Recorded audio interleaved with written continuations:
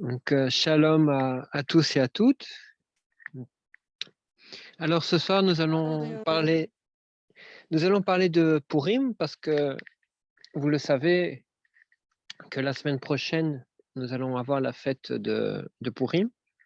Et donc, c'était vraiment l'occasion ce soir d'en parler dans cette petite étude. Alors,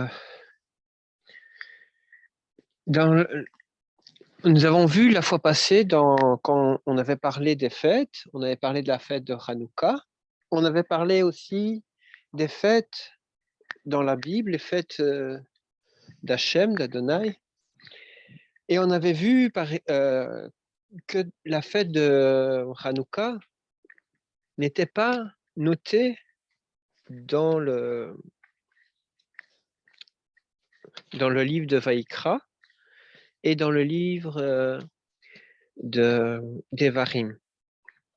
Alors, on peut voir également aussi, si on prend rapidement donc Vaïkra, Lévitique, au chapitre 23, eh ben, on peut voir qu'aussi la fête de Purim n'y est pas non plus. Donc, on ne va pas tout le lire parce qu'il y a beaucoup à lire dans le passage et aussi dans le livre de Deutéronome, de Devarim 16 aussi. On peut voir que la fête de Purim n'est pas non plus notée. Alors, pourquoi cette fête n'est-il pas notée? C'est une question qu'on peut se poser. Est-ce que nous devons ou pas fêter cette fête aussi? C'est aussi une autre question qu'on pourrait se poser. D'où l'étude de ce soir, pour justement éclairer et voir un peu si nous devons pratiquer cette fête et quelle est l'utilité de cette fête et que commémore cette fête, et est-ce que cette fête a-t-elle un impact aussi dans le futur, on pourrait dire. Alors, Purim, déjà, qu'est-ce que veut dire le mot Purim? Purim, c'est le pluriel du mot du mot hébreu pur, qui veut dire, donc le mot pour, pardon, qui veut dire le sort. Alors pourquoi ça veut dire le sort? Parce que justement, il y a eu, comme on voit avec le CD, un hasard qui a fait qu'un événement particulier, on va le voir tout de suite après, s'est passé dû au tirage au sort. Et c'est pour ça que le mot Purim veut dire le sort. Alors, la fête de Purim. Si on recherche dans les Écritures, on va voir, par exemple dans le Talmud, eh ben, on va retrouver des traces de Purim. On va voir dans la Megillah ou alors dans le Mishneh Torah, dans le Krol de Esther et de Hanouka. Et là, on va voir donc qu'il est parlé sur Purim. Alors nous qui sommes messianiques, il y en a certains qui font la lecture du Talmud, il y en a d'autres qui ne le font pas. Mais nous, personnellement, qui sommes là ce soir, on ne va pas aller voir dans le Talmud, mais nous avons dans nos Bibles, nous avons le livre de Purim. Et d'ailleurs, il existe aussi un rouleau d'écriture dans le Tanakh, qui est aussi le rouleau de Purim. Le rouleau du livre d'Esther. Et on le voit aussi dans nos Bibles, dans le Tanakh, le livre d'Esther.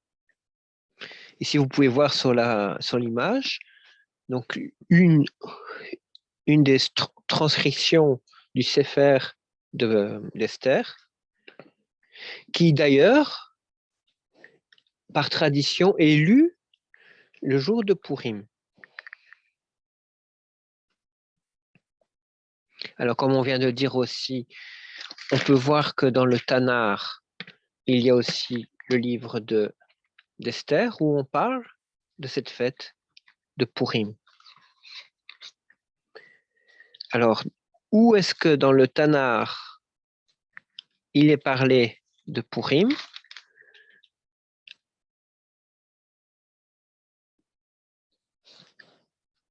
Eh ben, donc on a parlé du livre d'Esther, et ben on le retrouve dans les Ketuvim. On va le retrouver dans les Ketuvim, dans la section, donc les Ketuvim, ce sont les écrits. On va le retrouver dans la partie qui est appelée le Hamesh Megillo, donc les 5 rouleaux. Et là-bas, on va retrouver donc le livre de Purim. Enfin, le livre d'Esther, pardon, excusez-moi. Alors, quelle est l'histoire de Purim? L'histoire de Purim, elle va nous parler de la reine d'Esther, qui n'est pas son vrai nom, mais qui est le nom de Hadassah. On voit que Hadassah était une fille juive qui vivait chez son oncle, Mardoché, et à cause d'un décret du roi, on voit que toutes les jeunes filles ont été appelées à venir au palais du roi pour que le roi puisse choisir l'une d'entre elles afin de la prendre pour reine. En effet, si on voit l'histoire qui nous est racontée, on va voir que l'ancienne reine, la reine Vashti, avait offensé le roi. Et du coup, elle s'est retrouvée en position de disgrâce. Et comme elle était en disgrâce, elle fut même renvoyée de son poste de reine. Et comme le royaume ne pouvait pas rester sans reine, le roi ne voulait pas rester sans reine, eh ben, on a fait appeler toutes les jeunes filles afin que le roi puisse choisir une nouvelle reine.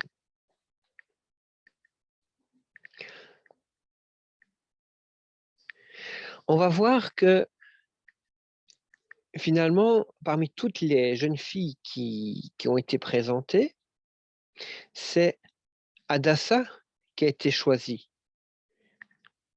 Mais afin de préserver son identité, son oncle lui a recommandé de prendre le nom de Esther afin de préserver, comme je viens de dire, son identité.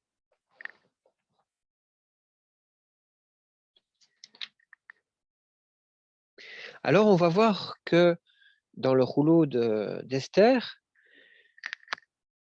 qu'il y a un homme qui s'appelle Haman,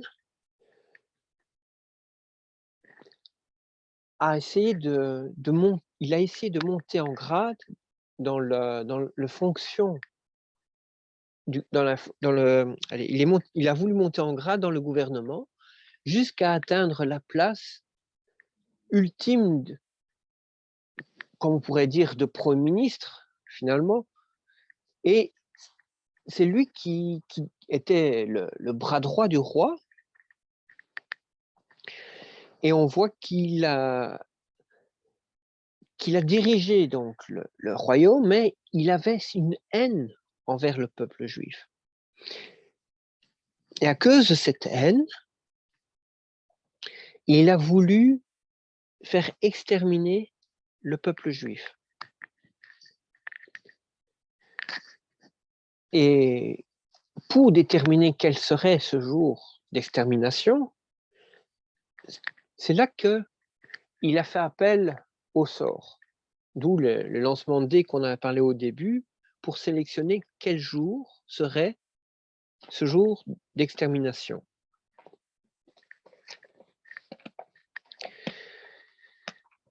Malheureusement pour lui, et heureusement pour le peuple juif, même si on n'en parle pas, même si il est caché dans le texte, Dieu agit, il travaille, Hachem travaille. Et ici, on peut voir sur cette image que l'homme qui est à côté du cheval n'est autre que Haman, qui est en train de faire promener le scribe, un des serviteurs du roi, qui est Mardoché simplement. Et pourquoi le fait-il promener? Parce que il y avait eu dans le passé un complot contre le roi, et Mardoché avait entendu ce complot. Il a pu informer le roi, et grâce à ça, il a sauvé la vie du roi. Et quand le roi s'est souvenu que Mardoché l'avait sauvé, il a voulu le faire honorer. Mais ne sachant pas comment le faire honorer, il a demandé à Haman quelle est la façon qu'il a pu, que le roi peut honorer une personne qui lui a rendu service. Et Haman, ne sachant pas de qui il s'agit, lui a dit, il a suggéré de lui mettre une belle tenue, de le faire promener sur le cheval royal dans tout le royaume. Et finalement, c'est Haman qui a tenu ce cheval pour faire honorer donc Mardoché pour les bienfaits qu'il a fait au roi. Mais Haman avait un plan caché qui était aussi de faire l'exécution de Mardoché. Et il avait même mis en place une potence.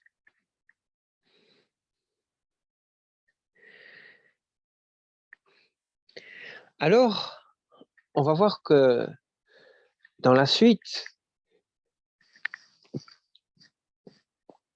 quand Haman a pu mettre en place son plan pour faire l'extermination du peuple juif, on voit que quand la reine a été mise au courant, mais déjà, elle s'est mise dans un état de prière. Elle a jeûné. Et ce jeûne, d'ailleurs, qu'elle a fait, qui est appelé aujourd'hui encore, qui est fait par beaucoup de monde du peuple d'Israël, est appelé encore ce jeûne d'Esther, qui est encore fait, encore jusqu'aujourd'hui. Et durant ce jeûne que la reine a fait et qu'elle a demandé aussi à tous les Juifs de faire à cette période-là, à ce temps-là, pour que Hachem puisse toucher le cœur du roi. Parce qu'elle voulut aller devant le roi pour plaider la cause de son peuple. Et évidemment, se présenter devant le roi sans être invité est une condamnation à mort. Et pourtant, elle a jeûné, elle a demandé la grâce d'Hachem, et après, elle est partie plaider la cause devant le roi. Mais elle n'a pas demandé directement.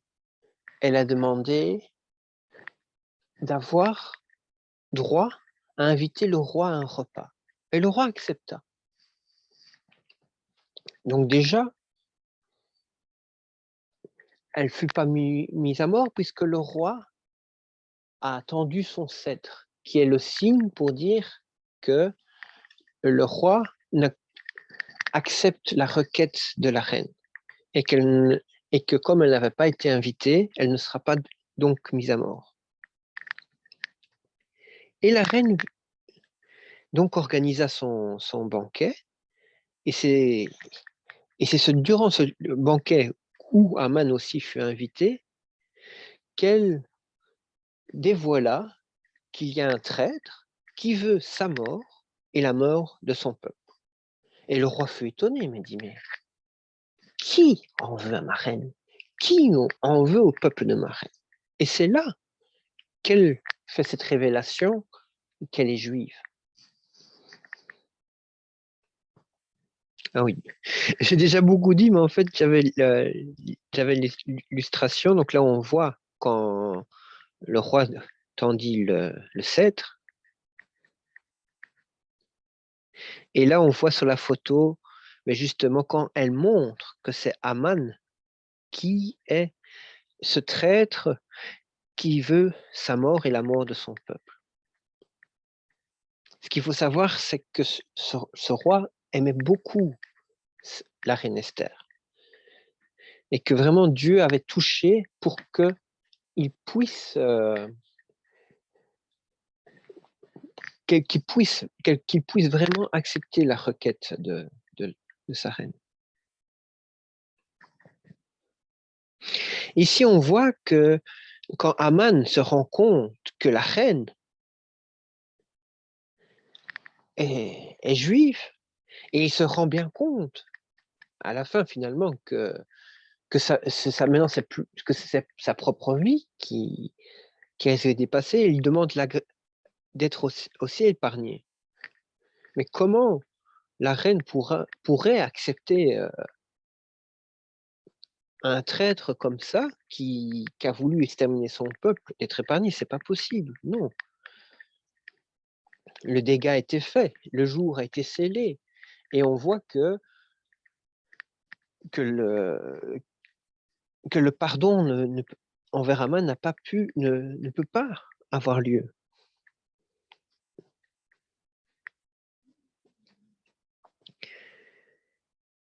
Et donc, on peut voir à travers cette histoire entre la reine Esther, qui était en fait Hadassa, avait une identité qui était cachée. On ne savait pas qu'elle était juive. Personne, à part son peuple et son oncle, savait que c'était une juive. Tout le monde l'appelait Esther, mais son vrai nom était Hadassa. Et on voit un parallèle aussi avec Joseph, qui était aussi appelé Safna Panéa en Égypte. Et tout le monde le connaissait sous ce nom-là. Et même envers ses propres frères, ses frères ne savaient même pas que Safna Panéa était Joseph. Et c'est pour cela qu'on peut voir à travers ces deux histoires une similitude, qu'il y a un temps d'ignorance et un temps de révélation. Un temps où on sait que la vérité va venir et va donner la vraie identité. Et c'est à travers cette vraie identité que déjà le peuple juif va comprendre que finalement, parmi ces gens qui sont placés haut, c'est un de leurs frères, c'est une de leurs sœurs, parce qu'on peut dire que Hadassa était la fille de son peuple, une sœur, on pourrait dire. Comme nous sommes tous des frères et des sœurs dans la foi. Et donc, il y a une espérance en disant qu'il y a quelqu'un qui est là, placé pour plaider notre cause envers le gouvernement, devant le pharaon. Quelqu'un qui a été mis et placé par Hachem.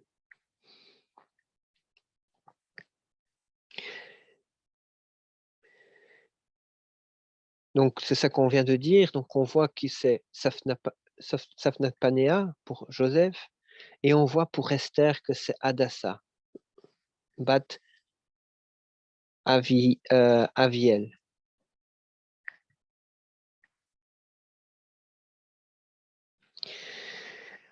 Alors, on voit que dans Purim, la tradition fait que les gens se déguisent. Alors, il faut faire attention de ne pas faire une comparaison avec le carnaval. Parce que le carnaval et Purim, ce sont deux choses qui n'ont rien à voir. Le carnaval, comme on l'a déjà dit dans le passé, c'est une fête païenne qui est là pour honorer les morts, pour, entre guillemets, chasser les mauvais esprits. Et en plus, on peut voir que parfois, ça peut même partir à des commémorations extrêmes et parfois aussi à un peu de nudité aussi, en fonction de certains carnavals. Et aussi à de la moquerie.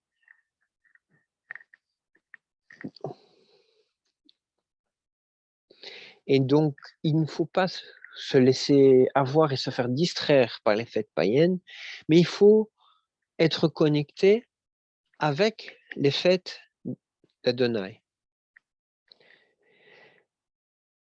Alors, on a parlé tout à l'heure que la fête de Purim n'est pas dans la Torah, mais il est dans le Tanakh.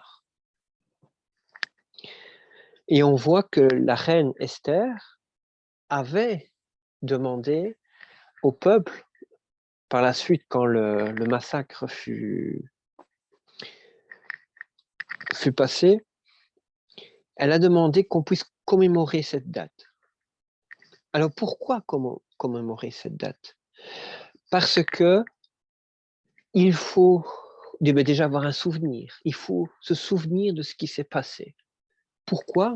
Mais pour éviter déjà que ça se reproduise. Et sans compter que c'est un signe, justement, de fait qu'Hachem nous a révélé que ça va se reproduire. On avait vu que à travers ces fêtes, il y a une portée prophétique. Alors on avait vu que on ne parle quasiment pas de Dieu dans le livre d'Esther. Mais pourtant, il y agit, il est caché. Alors, je vous ai mis sur l'écran 2 citations de Victor Hugo, qui est très intéressant. Il nous dit « Dieu est derrière tout, mais tout cache Dieu ». Et la deuxième citation, il nous dit « Dieu bénit l'homme, non pour avoir trouvé, mais pour avoir cherché ». Et donc, à travers ces 2 citations, on voit que même si Dieu est caché, Dieu est là, il agit. Et c'est à nous à le retrouver. C'est à nous à voir où il est, afin vraiment de comprendre ce qu'il veut nous dire. Et pour témoigner aussi à ceux qui ne voient pas, qui ne comprennent pas, parce que beaucoup ont les yeux voilés. Mais d'autres, comme nous avons les yeux qui ne sont pas voilés. Et nous pouvons vraiment expliquer et montrer comment Hachem agit. Et à cette image aussi qu'on parlait d'Esther et de Joseph, dont leur nom a été changé, qui sont des personnages aussi, on va dire, cachés, eh bien, on va voir aussi que nous aussi, on voit que Yeshua, il est caché. Il est caché dans les religions. On ne le retrouve pas. On ne le comprend pas entre le Jésus catholique, le Jésus protestant et le Jésus biblique. Le Yeshua qui est dans la Bible. Et c'est à nous qui savons qui il est et nous devons encore témoigner de lui pour révéler qui il est et comment vraiment se reconnecter avec lui, afin que nous ne passions pas à côté. Parce que beaucoup, à travers le temps de Yosef, quand il était à Sofnat Paner, ils sont passés à côté. D'autres sont passés à côté de Hadassah, parce qu'ils ont vu que Esther. Et donc, c'est à nous à témoigner, à montrer aux gens qui est Yeshua. Et je pense aussi que les fêtes de Purim et de Hanouka, ce sont justement deux fêtes qui nous rappellent qu'il faut témoigner de ce qui s'est passé, témoigner qu'il faut se reconnecter avec Dieu, même si nous ne comprenons pas tout, même si nous ne voyons pas tout, nous devons le chercher, le trouver et continuer à le témoigner. Alors, ce qui est aussi important de souligner, à travers ces deux fêtes qu'on a vues qui servent de témoignage dans le passé, va aussi nous rappeler prophétiquement dans le futur, quand il y aura la persécution, de voir comment on doit réagir, comment le peuple a fait à l'époque pour pouvoir préserver la foi. Car nous devrons faire la même chose. Nous ne devrons pas nous laisser assimiler. Nous ne devrons pas nous laisser exterminer. Nous devrons prier. Nous devons continuer à pratiquer la Torah et nous devons continuer à implorer la grâce d'Hachem. Et nous devons nous battre si c'est le moment de nous battre avec l'aide d'Hachem. Alors on voit à travers la fête d'Hanouka que c'est une assimilation qui est faite. On essaye de faire perdre l'identité spirituelle du peuple. On essaye que le peuple soit déconnecté de la Torah. Et à travers la femme de Purim, on essaye d'exterminer le peuple. Donc c'est une extermination physique. Et c'est pour ça que les deux fêtes sont connectées. L'une est spirituelle, l'autre est physique. Mais pour le but final est d'effacer le peuple d'Israël. Et nous ne devons pas nous effacer, nous ne devons pas nous faire assimiler avec les autres peuples. Nous devons persévérer dans la foi, dans la Torah, dans le Tanakh, et nous devons continuer à garder le témoignage de Yeshua, coûte que coûte, quoi qu'il arrive. La persécution dans le futur sera grande, mais quoi qu'il arrive, nous devons résister. Alors, il nous est dit dans Esther 9, verset 21, leur ordonnant qu'ils célébrâment le 14e jour d'Adar et le 15e jour du même mois chaque année, selon les jours auxquels les Juifs avaient eu du repos de leurs ennemis, et selon le mois où leur angoisse fut changée en joie, et leur deuil en jour de fête, afin qu'ils les célébrassent comme des jours de festin et de joie, et envoyant des présents l'un à l'autre et des dons aux pauvres. Donc on voit, il y a cet appel à célébrer une fête.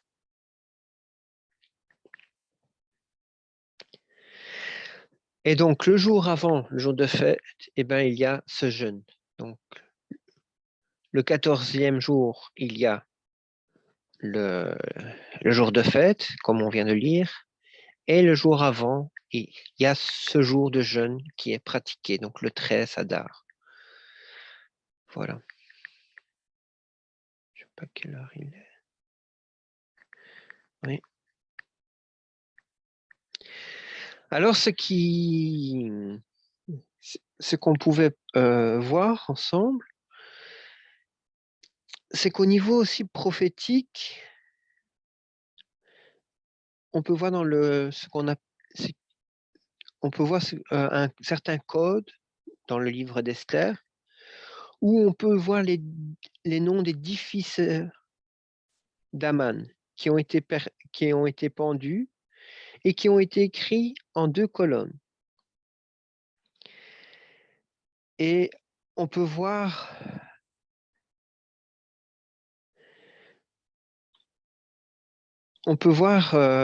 une connexion avec ce code, avec ce qui s'est passé avec les 10 criminels nazis qui ont été pendus le 16 août 1946. Donc, je vous laisse lire ce passage. Et d'ailleurs, notre pasteur va peut-être en parler un peu plus sur cette révélation, qui est très, très, très intéressant. D'ailleurs, ici, on voit un petit peu, donc j'en parle un tout petit peu, parce que c'est vrai que c'est très intéressant, parce qu'il y a une portée prophétique sur le livre d'Esther. Alors aussi, ce qui était aussi intéressant aussi, c'est que on avait dit tout à l'heure, on ne parle pas de Dieu dans le livre d'Esther, mais on peut voir que son nom est caché dans le livre d'Esther. Et on peut voir par exemple dans le premier chapitre, verset 20, eh ben, si vous preniez le verset, eh ben, vous allez voir que le nom de Dieu y est noté. Donc vous pouvez voir que dans les lettres rouges représentent le nom de Dieu. Ici, il est écrit à l'envers. Pourquoi? Parce que c'est un verset, donc vous pouvez le lire, qui est défavorable C'est pour ça que le nom est écrit à l'envers. Tandis que dans le chapitre 5, verset 4, vous allez voir que le nom de Dieu est écrit à l'endroit parce que c'est un verset qui est favorable. Mais on peut voir, malgré que ce soit un verset favorable ou non favorable, on retrouve Dieu. Dieu agit toujours. Il est là constamment. Voilà. Et on peut le voir aussi au chapitre 7, verset 5 et au chapitre 7, verset 7. Vous le voyez en rouge, encore le nom de Dieu. Donc, il est toujours présent. Même si nous ne le voyons pas, il est là. Voilà. Je vous souhaite déjà en avance une bonne fête de Purim. Merci de m'avoir écouté. Soyez bénis au nom de Yeshua Mashiach. Amen. Merci beaucoup, pasteur. Amen, amen, Lionel. Amen, amen. Bien. Tu sais, la plus belle réflexion dans cette étude, c'est le mot caché. C'est-à-dire, il est caché dans le palais royal et même le nom est caché. Et pourtant, il est à l'intérieur, on le trouve. C'est comme la parole qui est cachée à l'intérieur du Père. Et Yeshua, il était caché, il est caché. D'ailleurs, celui qui est sorti du Père était bien caché. C'est pour ça qu'aujourd'hui, même les Juifs, en grande partie, ils ne voient pas ce qui était caché. La parole cachée. C'est pour ça que quand ils prient, ils disent toute ta face, cette face cachée, afin que tout nous accorde la paix. C'est même dans le psaume 44, quand le peuple crie à Dieu et dit « Pourquoi caches-tu ta face ?» À cause de ton nom, il nous égorge tous les jours.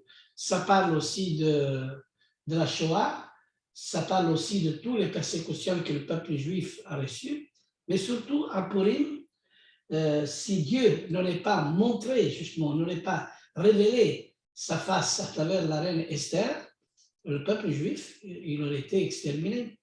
D'ailleurs, cette fête, avec le parallèle de Hanouka, c'est vraiment extraordinaire. Dans Purim, on voit la face cachée d'Hachem qui voulait d'ailleurs, l'ennemi, il veut exterminer le peuple physiquement. Mais Hanouka, c'est spirituellement. On a profané le temple. Et l'histoire, il va se répéter. L'histoire, il va se répéter.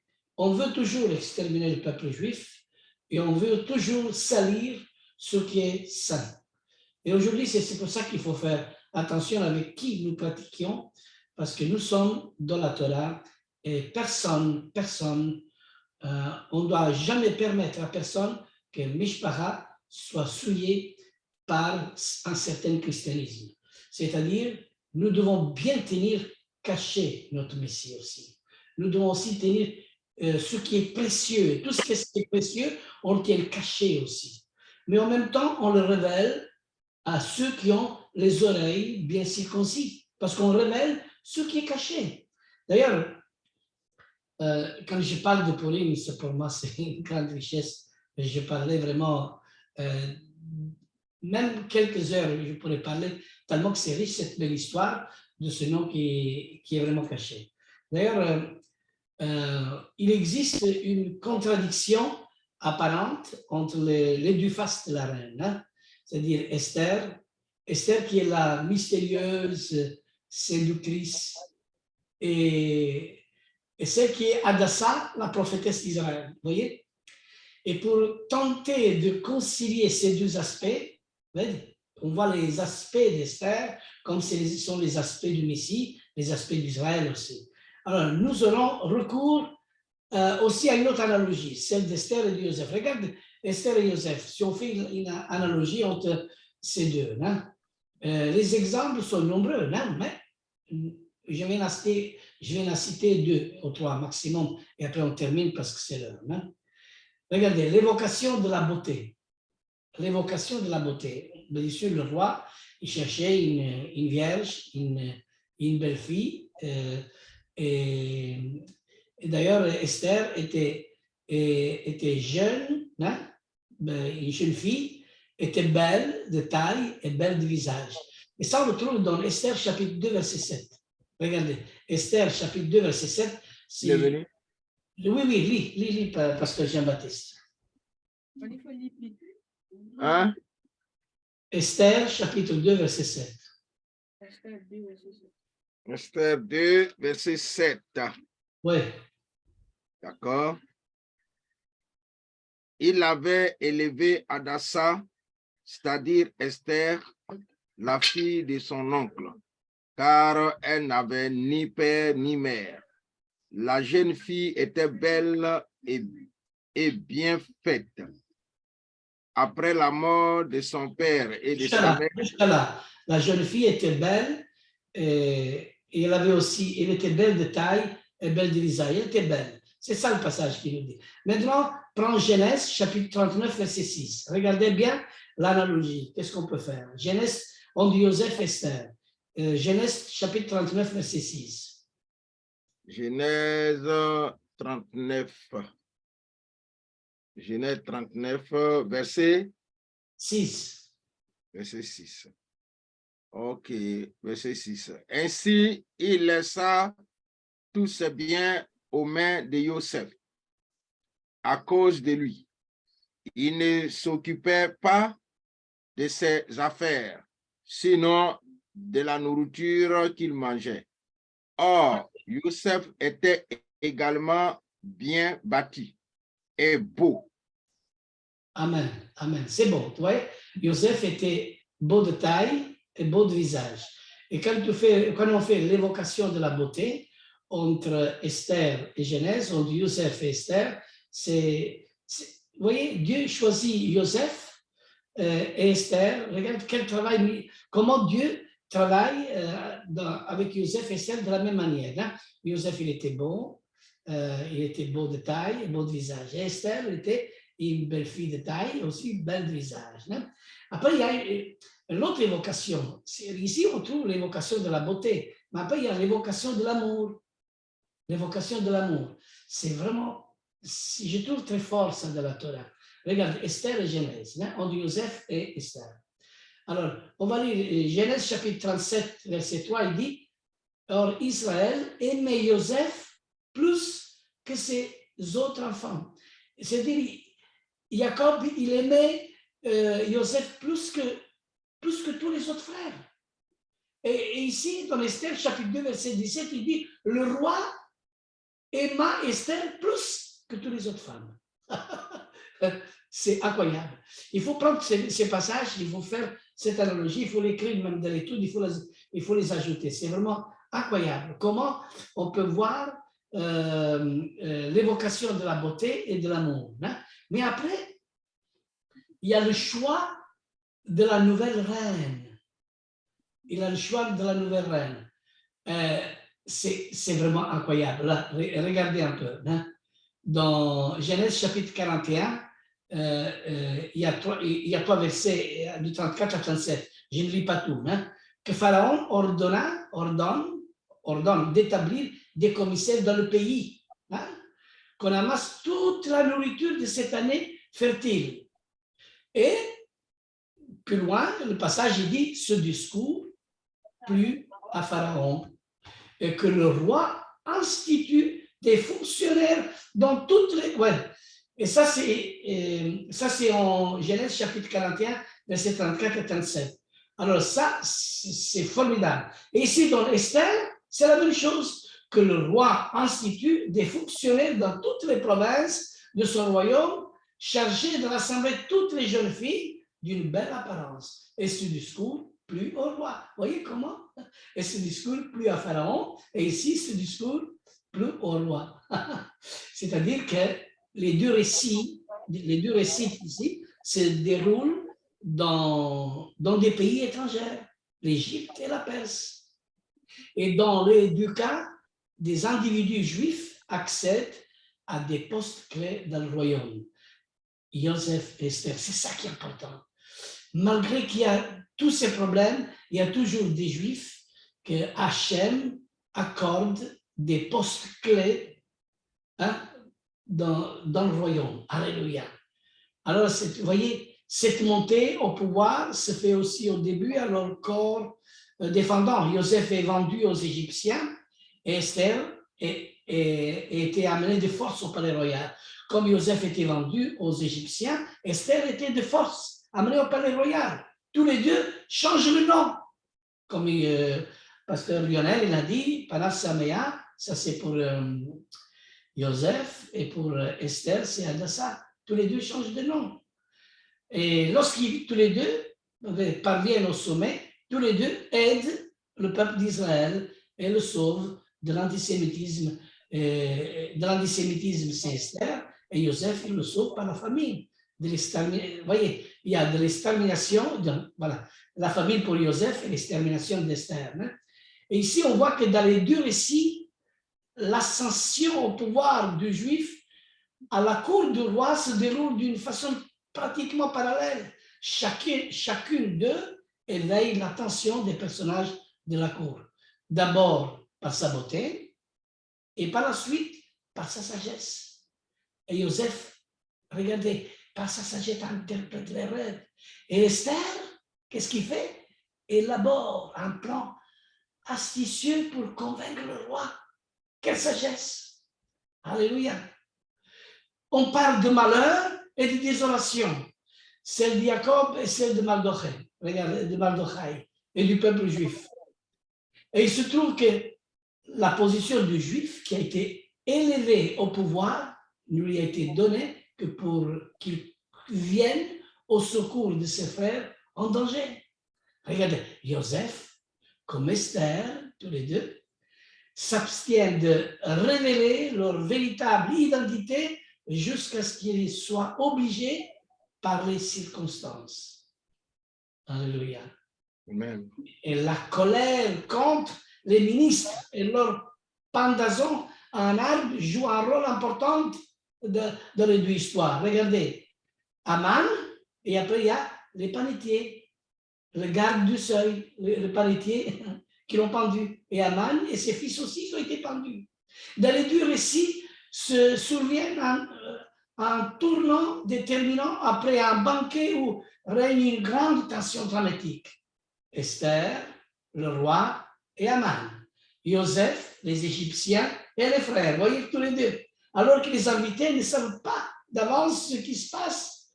Et que, regarde, Lot, Esther, Joseph et Esther préparent la révélation que sera faite pendant le banquet. Voyez combien on peut vraiment parler de toutes ces belles choses, c'est-à-dire qu'il existe beaucoup d'autres même exemples dans cette similitude, mais on a révélé ici que ce qui touche au personnage d'Esther. Et Joseph aussi, lui aussi, est un prince parmi les nations qui ne se contentera pas d'assurer le salut du peuple juif, mais régnera sur l'Égypte tout entier. Comme Esther, il est perçu très différemment pour les gens de son peuple et ceux du peuple qu'il gouverne. C'est-à-dire, comme Esther et Joseph, c'est vraiment l'image de Mashiach. Je vais m'arrêter là parce que le message a été donné par Lionel et en bénissant vraiment Lionel pour ce qu'il nous a donné. Et j'ai cette étude aussi, il est vraiment fantastique cette étude. Et il faut être prêt, voyons, on doit savoir et être aussi approprié de tous ces enseignements, de toutes ces études. Qu'est-ce qui se passe dans chaque fête? Alors, il y a les fêtes de l'Éternel, mais ici, il y a des fêtes juives que le peuple juif y fête parce qu'Israël, c'est un peuple prophétique. Et comme peuple prophétique, il rentre dans l'histoire et commémore des histoires. Hein? Et la mémoire dure une fois par an, et c'est une fois par an. Hein? Faites ceci à mémoire de moi. C'est comme le kiddush de Pessah, c'est une fois par an qu'on le fait. Faites ceci à mémoire de moi. Une mémoire, c'est une fois par an. Et ce n'est pas tous les dimanches qu'on va les prendre la Sainte Seine, comme les catholiques, les catholiques améliorés, ils vont faire. Hein? Alors, il y a les catholiques et les catholiques améliorés, mais ils sont toujours catholiques. Et il faut sortir de toutes ces branches de Constantin. On est sous le fondement de la Torah, on est sous le fondement des prophètes et des apôtres, qui est la Torah vivante, qui est Yeshua HaMashiach. C'est à ça que nous devons être. Amen et Amen. Merci, merci notre pasteur Lionel de nous avoir partagé cette bonne étude. Magnifique. Merci aussi à ceux qui sont présents et que le Seigneur nous bénisse et vous bénisse dans le nom de Yeshua. Amen. Amen. Amen. Amen. Amen. Merci beaucoup. Bon, il faut dire que depuis le premier Adar, moi, j'ai commencé à lire les livres d'Esther. Voilà, sabbat passé avec le peuple qui était avec nous, on a étudié aussi l'histoire de Purim pour parler d'Esther et puis Mordechai. Voilà, c'est vraiment une bonne histoire. Franchement, ce qui m'a touché, c'est que les gens, par la peur, se sont ralliés au peuple juif pour dire, nous aussi, on est juifs comme vous. Amen. Voilà. Oui. Et la crainte des Juifs, la crainte des Juifs, il était là, et comme il dit au chapitre 8, ils se firent juifs. Ce n'est pas la crainte des Juifs, ils se firent juifs, tellement que c'est bon le passage au chapitre 8. C'est vraiment magnifique.